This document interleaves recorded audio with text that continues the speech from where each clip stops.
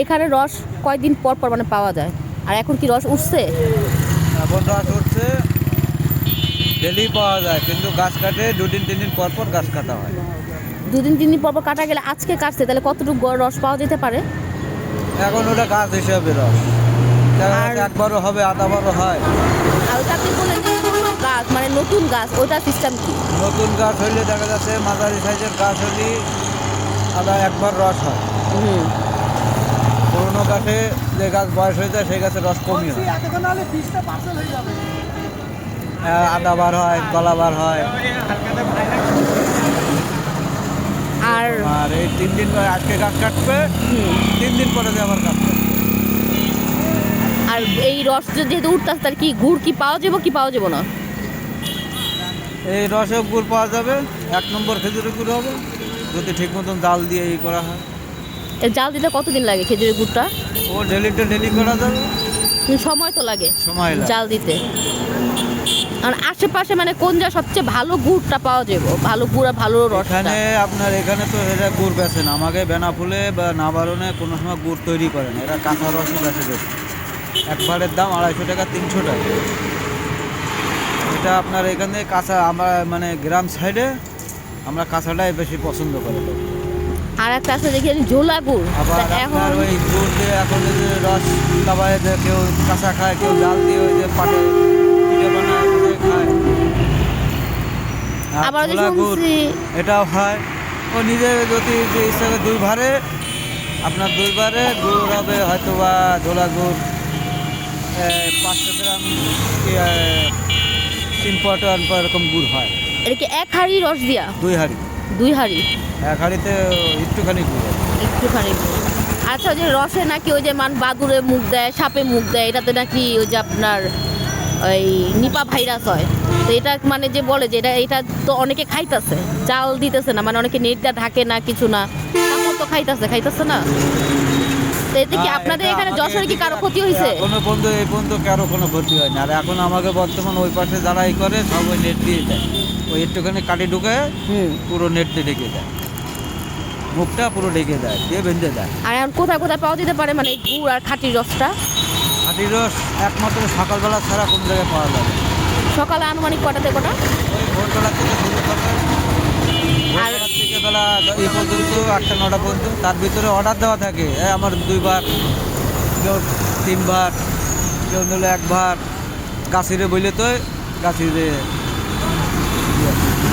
আর রসটা মানে পাওয়া যাইবোটা কই, মানে আছে না এই জায়গা ভেদ করা, যে এই জায়গায় গেলে রসটা বেশি পাওয়া যায়, যা কম পাওয়া যায়? আগে বাগান আছে, খেজুর বাগান আছে, বা রাস্তার সাইডে যারা কাটে এইসব খেজুর বাগান টাগান আছে যাদের। আপনাদের এখানে রস বিক্রি করে কত টাকা কেজিতে, কত টাকা কেজিতে না, লিটার না? তাহলে এক ভাড়ের দাম 250 টাকা 300 টাকা। ভাড় বলতে কতটুকু বোঝায়? ওই যে গুড়ের ভাড় আছে না, গুড়ের ভাড় যেমন তেমন এসে গেল খেজুরের রসের ভাড়, ওই একই ভাড়। একই ভাড়ে।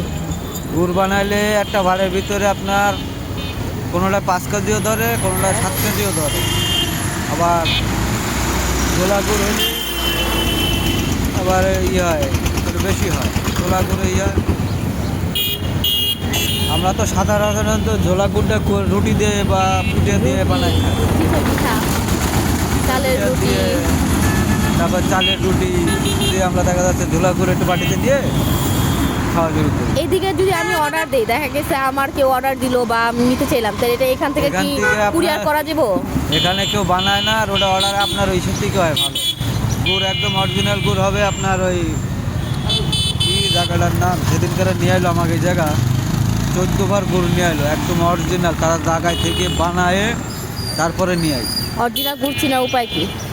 অরিজিনাল গুড় নিয়ে আসতে গেলে আপনার ওই জায়গায় চলে যেতে হবে। ওই জায়গাটার নামটা জানি কি, আমার তা মনে আসছে না।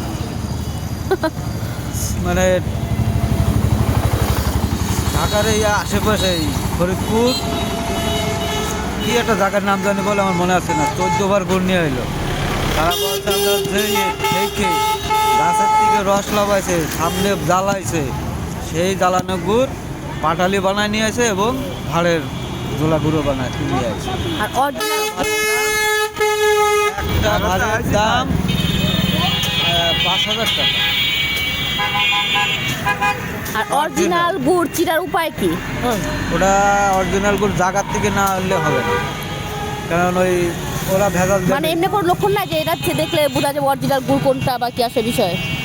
আপনার এখানে সচরাচর গুড় পাওয়া যাবে, কিন্তু খাইয়ে করতে পারবেন না যে খেজুরের রসই হবে, গেরান বেরোবে খেজুরের। কিন্তু অনেকগুলো তথ্য নিলাম গুড় সম্পর্কে, খেজুরের রস সম্পর্কে যতটুকু পার্সেন্ট দিচ্ছেন। তো এখান থেকে মানে ওই যে আপনার মেন জায়গা যেটা বলতেছেন ফরিদপুর ওই জায়গা, কিন্তু আমি তো শুধু যশোরেও নাকি গুড় পাওয়া যায়, রস পাওয়া যায়, এর আগে আমি নিচ্ছিও। যশোরে টাউনের ভিতরে পাওয়া যায়, যশোরেও পাওয়া যায়। এটা কোন সাইটে যশোরে? যশোরে আপনার ওই নিউ মার্কেট আছে না, নিউ মার্কেটের ওই আশেপাশে পাওয়া যায়। অনেক ধন্যবাদ আঙ্কেলের থেকে অনেকগুলো তথ্য নিলাম যশোরের গুড় সম্পর্কে আর রস সম্পর্কে।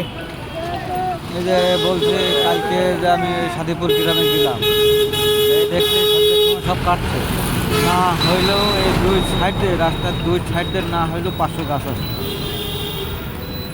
রাস্তার দুই সাইডে না হইলেও 500 গাছ, 4 জন মিলে কাটতেছে। রস যত মিষ্টি অতই ভালো নাকি? রস যত মিষ্টি হবে, আর রসের ভিতরে আবার ইয়ে আছে, যেটা রস সাদা হয় ওটা মিষ্টি হয় না, রস কাঁচা রস লাগানোর পরে দেখা যায় যে লালচে কালার হয়ে যায়, ওটা অরিজিনাল। আর যেগুলো এই যে সাদা পানা হয় ওটা হলো নতুন গাছের রস, ওটা একটু মিষ্টি কম হয়। ধন্যবাদ আঙ্কেল। আমরা তো রস খাই, কাঁচা তো খাই, তারপরও জ্বালাতে জ্বালাতে জ্বালাতে জ্বালাতে ওরা একদম লাল হয়ে যায়।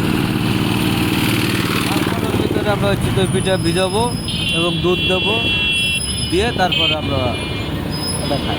ভালো, আসছি যশোর, এখন এই আঙ্কেল থেকে সব কিছু জানতে পারলাম। তো বাকিটা আপনাদের সাথে শেয়ার করবো পরে, দেখা যাক আর কী কী সম্পর্কে জানা যায় আর কী কী ব্যাপারে জানতে পারি।